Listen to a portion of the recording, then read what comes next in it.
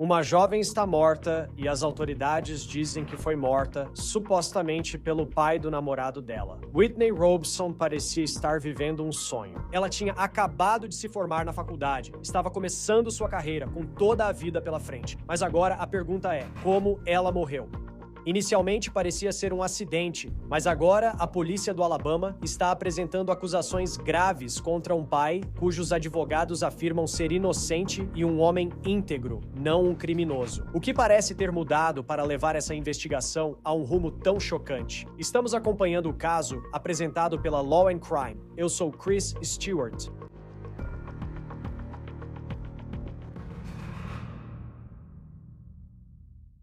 Por cerca de 2 meses, a morte de uma mulher chamada Whitney Robson parecia ser um acidente. Ela foi baleada e morta na casa do namorado, mas a polícia afirma que continuou investigando. Quero mostrar aqui algumas fotos da Whitney. Ela tinha apenas 22 anos. Ela se formou no ano passado na Auburn University. Ela era originalmente de Richmond, Virgínia, mas Whitney foi para Auburn porque sabia o que queria fazer da vida. Ela queria trabalhar com design de interiores e achamos seu Instagram de design de interiores. Você pode ver o estilo que ela tinha, o talento que ela tinha para a carreira com que sonhava. Ela era membro de uma irmandade estudantil em Auburn. Ela era amada por muitas pessoas. Como muitos em uma universidade da SEC, ela passou a amar o futebol americano universitário e era muito ligada à família. O obituário dela diz, aspas, embora nunca pudéssemos imaginar, o capítulo final da vida de Whitney aconteceu em Birmingham, Alabama, poucas semanas antes de sua trágica e inesperada partida. Whitney estava deslanchando exatamente como sempre soubemos que ela faria em seu novo cargo como consultora comercial na Restoration Hardware. Essa mulher maravilhosa e independente estava à beira de uma carreira de sucesso em design de interiores, o trabalho que ela sempre quis desde que era uma garotinha assistindo a HGTV. No curto período em que ocupou o cargo, colegas e supervisor de Whitney logo se encantaram com sua gentileza, talento, atenção e integridade. Ter conhecido Whitney, não importa onde, como, por quê ou por quanto tempo, é ter sido tocado e transformado por sua alma radiante. Agora, a perda de uma vida é sempre difícil de entender, não importa quem seja.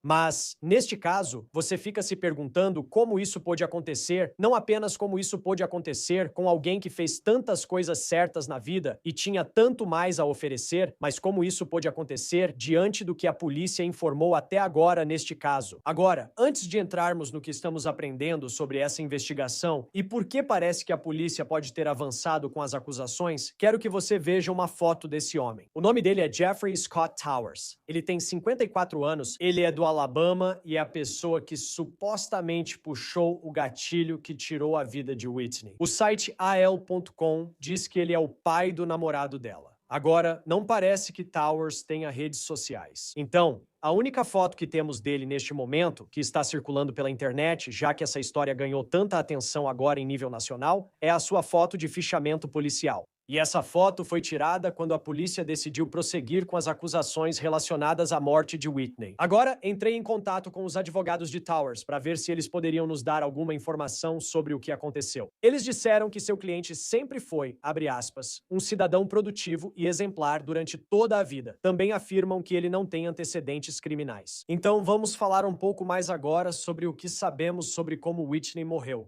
Então, quero voltar ao dia 7 de março, quando a polícia foi chamada a uma casa em Trussville, Alabama, que fica a cerca de meia hora a nordeste de Birmingham. Era um sábado à noite, e por volta das 9h20, um tiro foi disparado, segundo a polícia. Whitney foi a pessoa que levou o tiro. Ela foi levada a um hospital em Birmingham e declarada morta até às 11 da noite. Agora, a casa onde ocorreu o tiro parece estar em uma rua sem saída em Trussville. E pelo que podemos ver, é um bairro muito bom, com várias casas grandes nessa vizinhança. E nós fizemos uma verificação de antecedentes de Towers e mostra que ele tem um endereço na rua para onde a polícia foi chamada. Então, vamos voltar ao dia 7 de março.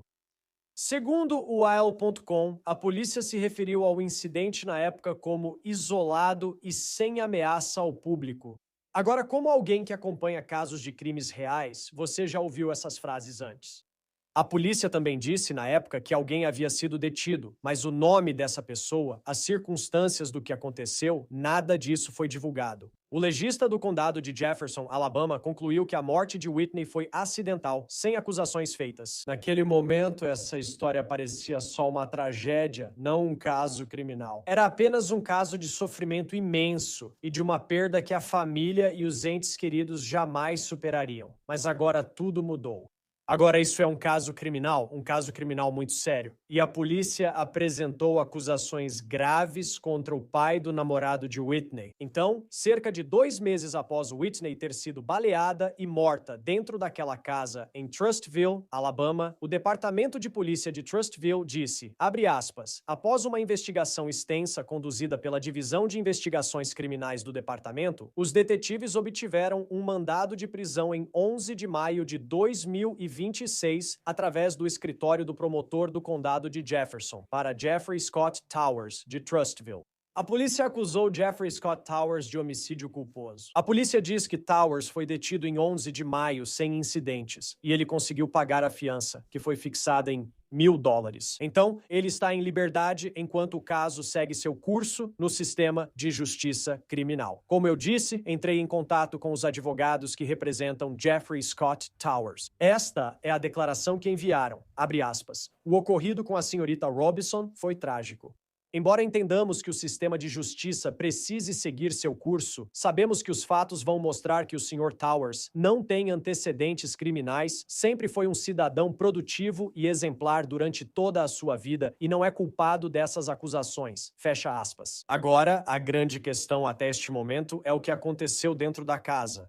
Nós não sabemos onde Whitney foi baleada. Não sabemos o que levou ao disparo desse tiro. Também não sabemos por que a polícia deixou de tratar o caso como acidente e passou a acreditar que não foi apenas um acidente, mas algo bem mais sombrio, com acusação criminal de homicídio culposo. Ainda não se sabe quando Towers voltará ao tribunal ou quando a polícia divulgará detalhes sobre o ocorrido na casa que resultou na morte de Whitney. Mas estamos trabalhando para tentar obter o máximo de informações possível para entender o que aconteceu dentro daquela casa. Agora, antes de chamar um advogado que vai se juntar a nós e vamos conversar um pouco mais sobre o que pode estar acontecendo exatamente neste caso, eu quero falar um pouco mais sobre Whitney. Uma amiga contou ao Auburn Plainsman, abre aspas, sua autoconfiança e determinação. Eu aspiro ser como ela um dia e ter objetivos como os dela. Ter esse entusiasmo pela vida, porque ela realmente viveu sua vida ao máximo em tudo o que fazia, fecha aspas. Junte-se a nós para conversar mais sobre isso. John Phillips, advogado de defesa dos direitos das vítimas, obrigado por estar conosco no Law and Crime. Sei que você conhece e atua no Alabama. O que isso te diz? Há muita coisa desconhecida nesse caso, e esse é o grande ponto de interrogação que todos tentam entender. Mas o que te diz o fato de que um legista, o legista do condado, classificou isso como um tiro acidental, supostamente em março, mas agora, 2 meses depois, Towers, Jeffrey Towers, está enfrentando uma acusação de homicídio culposo. 2 meses e 4 dias, eu acho. É. Sabe, muitas vezes o que você vê no relatório de homicídio é só, ou no laudo da autópsia, é só a palavra homicídio. Eu entreguei a resposta na pergunta.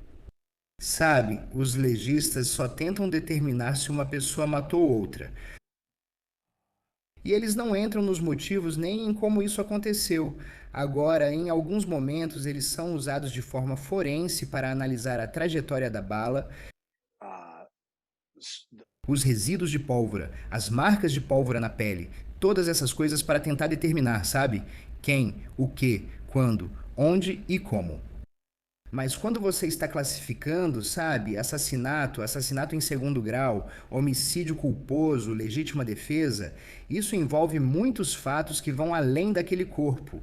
E por isso é incomum, sabe, para um médico legista no laudo da autópsia dizer: eu acho que isso é homicídio culposo. Isso acaba entrando no campo do subjetivo. Com que frequência, e eu sei que você trabalha muitas vezes na esfera civil, mas investigações como essa, sabe? Uma investigação de homicídio culposo, levam esse tempo todo para tentar juntar exatamente o que aconteceu? Sabe, elas geralmente demoram ainda mais. Então, enquanto em um caso de homicídio culposo, Em relação ao documento de acusação, normalmente é uma decisão mais fácil porque você não está acusando de assassinato, certo? Você não precisa convocar um grande júri. Você não precisa esperar por toxicologia ou análise de respingos de sangue. Então, sabe, esses casos podem levar um ano. Isso não está fora do normal quando a força policial, os promotores, eles estão tentando fazer tudo certo. Aqui, porque é quase como confirmar o que já sabíamos, realmente parece que demorou um pouco. A diferença é que aqui você lida diretamente com uma acusação de homicídio culposo. Você lida com o que as testemunhas dirão, como parecerão e se apresentarão, porque esse é o ponto aqui, e não sabemos exatamente o que aconteceu, e não sei se tem uma arma cenográfica por perto, então usarei a caneta Sharp. Sabe, alguém estava com uma arma na mão, algo aconteceu, ela disparou e matou essa pobre garota. E a questão é, sabe, qual o nível de intenção, qual o nível de imprudência? Sabe, é uma coisa se você está apontando e dizendo eu vou atirar em você. Sabe, aí você demonstrou uma intenção, mas geralmente em homicídio culposo é assim. É comportamento imprudente ou acidental com uma arma de fogo, que para mim sempre é imprudente. E isso coloca o caso naquela investigação de 2 meses, tipo homicídio culposo, sabe, nessa categoria. Mas se eu sou da família da vítima, e geralmente são esses meus clientes, sabe? Eu não me sinto nada bem com isso. Eu não sei o que aconteceu. Minha filha não pode contar sua história porque não está mais aqui. E a gente não sabe quem é, sabe? A outra grande questão é, quem mais estava na casa naquela noite? O que estava acontecendo? Sabemos que eram 9h20 de um sábado. Parece que essa é a casa do Tower. Uma casa muito bonita. Parece estar em uma rua sem saída, onde tudo isso aconteceu. Ele mencionou algo que acho importante ao explicar, já que todos nós estamos tentando entender essa história. Porque, sabe, se fosse um caso de assassinato, e não é isso, seria, falando de modo geral, indivíduo 1 matou indivíduo 2 porque queria matar indivíduo 2. O que o promotor precisa provar em um caso de homicídio culposo para que, sabe, alguém seja considerado culpado de homicídio culposo? Certo. As pessoas pensam no clássico, e eu realmente fui para a faculdade de Direito na Universidade do Alabama. Estou a cerca de 1 hora de onde fiz faculdade de Direito, que também fica a 1 hora de onde isso aconteceu em Birmingham. Na região. Mas, sabe, na faculdade de Direito, Defesa Criminal, o básico do direito penal, as pessoas pensam em assassinato, certo? Onde há premeditação, onde estamos pensando em matar alguém, você quer matar alguém, mesmo que por um instante, certo? Até mesmo os jurados já disseram que pegar a arma na porta-luvas, abrir ela, isso pode ser tempo suficiente para premeditar. As pessoas normalmente pensam em um grande plano, tipo, eu odeio essa pessoa, preciso descobrir como envenená-la, estou pesquisando no Google. Ok, não é disso que estamos falando. O próximo nível abaixo disso é algo como agir sob violenta emoção, certo? Quando você está com raiva, mas tudo escala, ou você está em uma briga de trânsito e de repente você está atirando e está em um tiroteio, certo? Não é isso que está acontecendo aqui. Então, por eliminação, o que sobra é, há uma arma, ela aparece e há um uso acidental ou imprudente dessa arma de fogo, fazendo com que ela dispare e machuque ou mate alguém. Então, sabe, você tem esse acidente misturado com imprudência. E se ficar imprudente demais, você pode acabar caindo na categoria de homicídio doloso. E, sabe, normalmente você faz a acusação depois de um tempo, você quer a acusação certa. Você não vai tentar aumentar a acusação. Então, eu imagino que isso é o melhor que eles têm. Eles não estão presos a isso. Ainda existe um prazo para aumentar a acusação. Normalmente, em 2 meses, eles já se encontraram com a família e conversaram com todos da casa, supondo que fossem mais de 2 pessoas.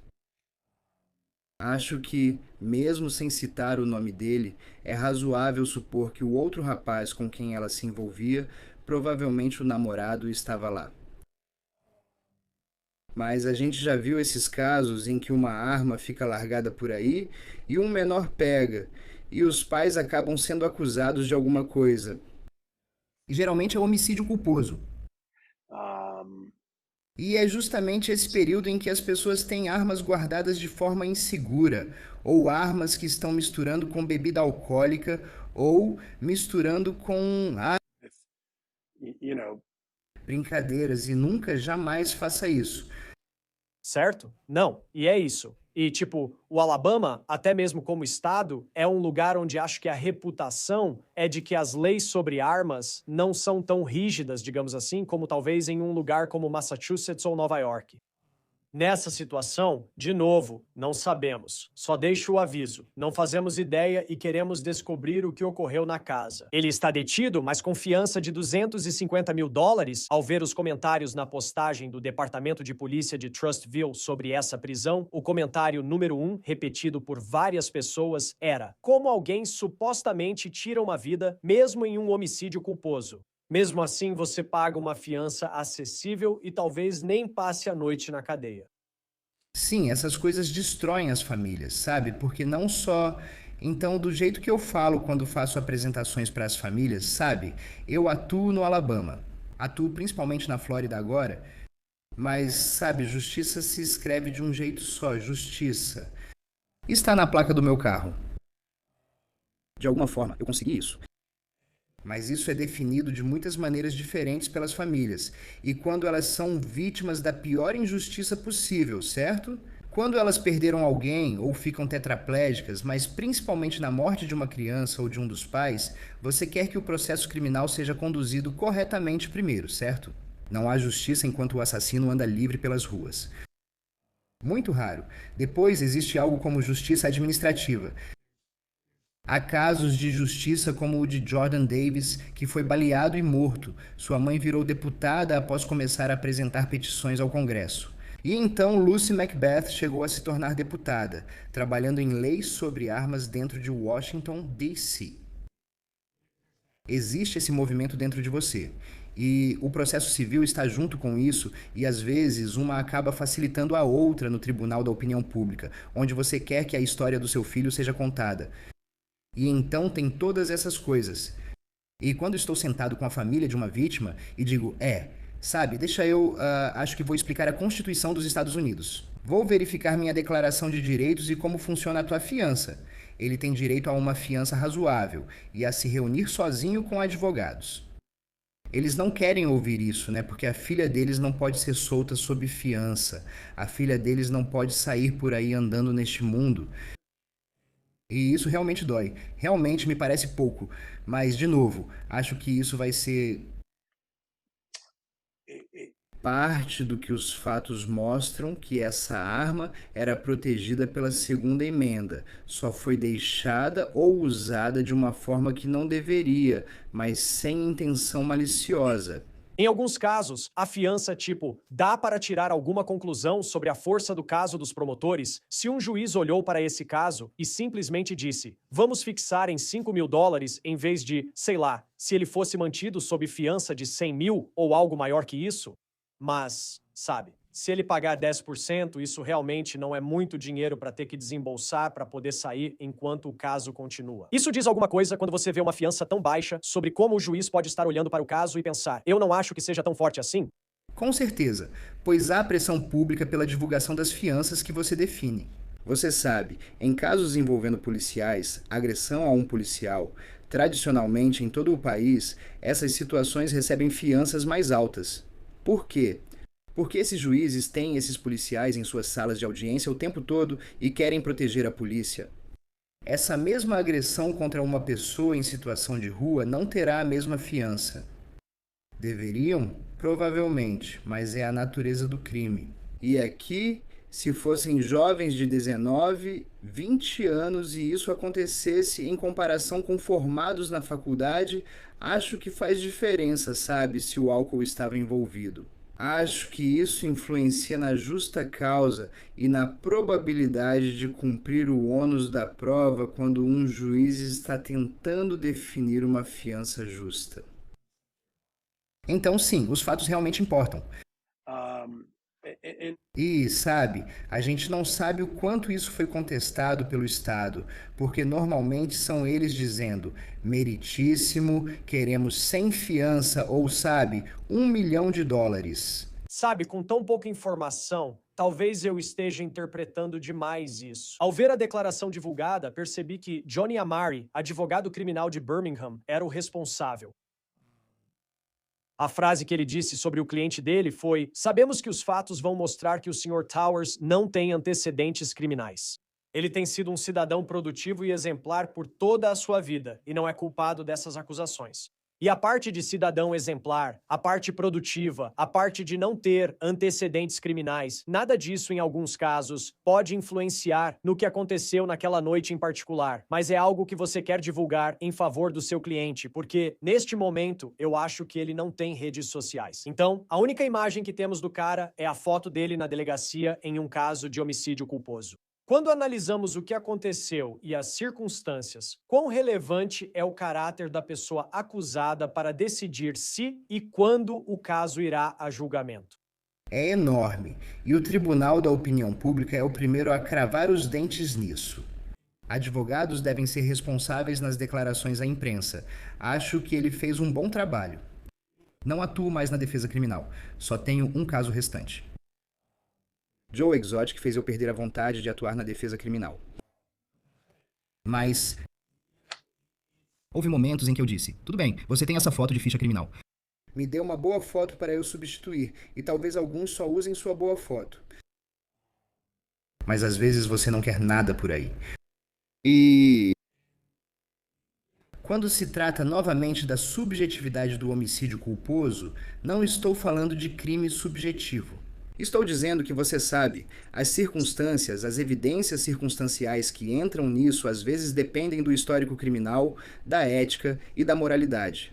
E ela disse, onde ela não pode mais falar, você quer defendê-lo logo de cara. Seu cliente de defesa criminal, e disse, olha, deve-se acreditar na palavra dessa pessoa.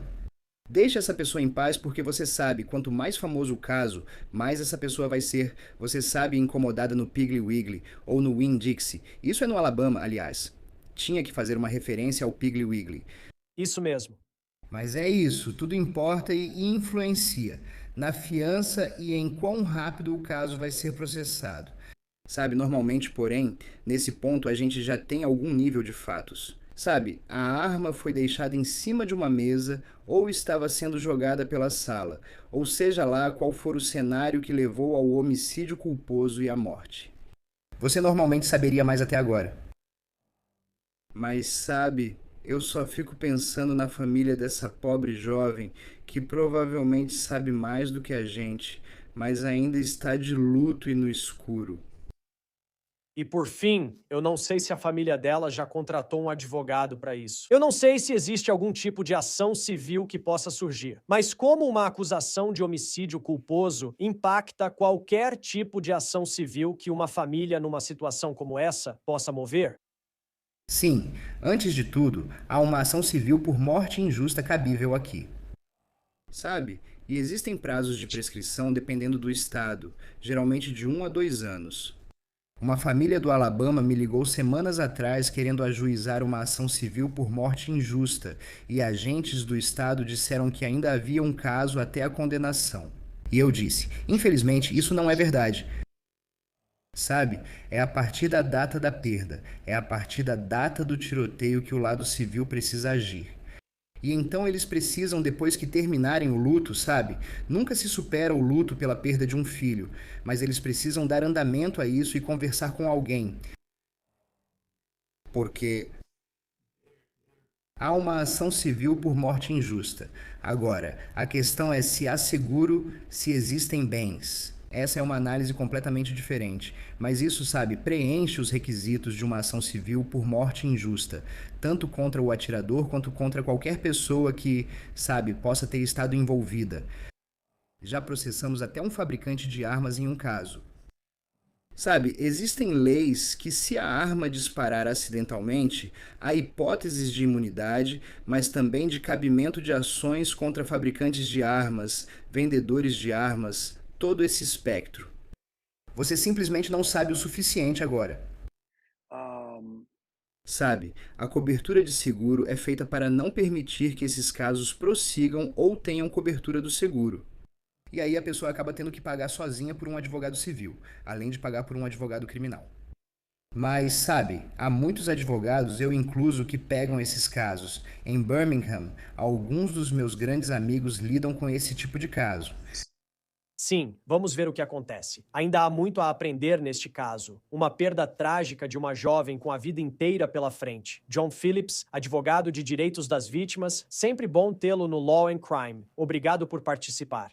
O prazer é meu. Mais uma vez, não está claro quando Towers vai comparecer novamente diante de um juiz. Vamos continuar acompanhando essa história e tentar descobrir mais informações sobre o que levou a polícia a acusá-lo de homicídio culposo. Encerramos aqui o On the Case, apresentado pela Law and Crime. Inscreva-se no nosso canal no YouTube e nos siga no Spotify. Agora também estamos no Peacock. Sou Chris Stewart. Até a próxima semana.